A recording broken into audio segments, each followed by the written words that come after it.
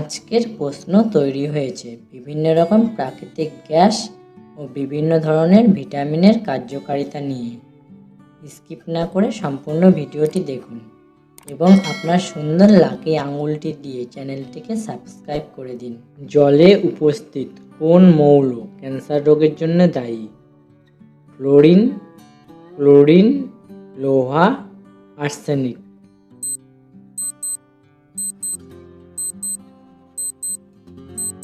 সঠিক উত্তরটি হবে আর্সেনিক।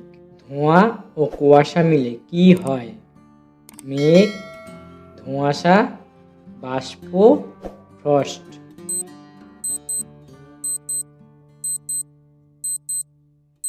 সঠিক উত্তরটি হবে ধোঁয়াশা। শহরাঞ্চলে নর্দমা বা ভাগাড়ে কোন গ্যাস পাওয়া যায়? Hydrogen, nitrogen, methane, oxygen.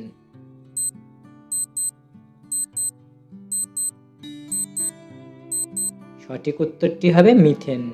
কোন গ্যাসের কারণে 1984 সালে ভোপাল গ্যাস দুর্ঘটনা হয়? Methyl isocyanate, methyl isocyanite, methyl isochlorate, methyl isochlorite.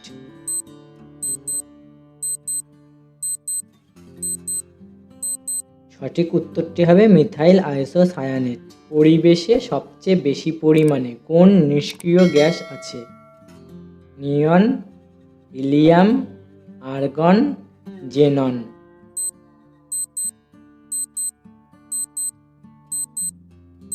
সঠিক উত্তরটি হবে আর্গন।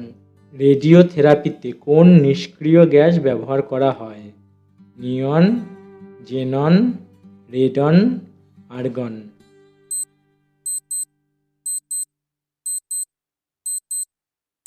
সঠিক উত্তরটি হবে রেডন। কোন ভিটামিনের অভাবে বেরি রোগ হয়? Vitamin B1, vitamin B6, vitamin B12, vitamin B2।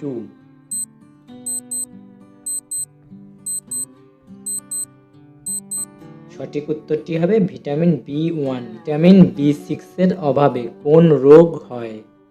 Scurvy, বেরি, অ্যানিমিয়া, রিকেট।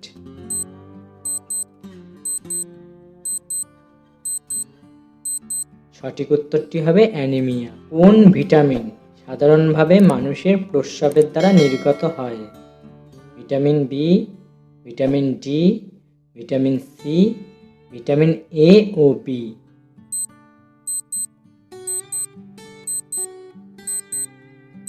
সঠিক উত্তরটি হবে ভিটামিন সি। রক্ত জমাট বাঁধার জন্য কোন ভিটামিনের দরকার? Vitamin A, vitamin K, vitamin D, vitamin B.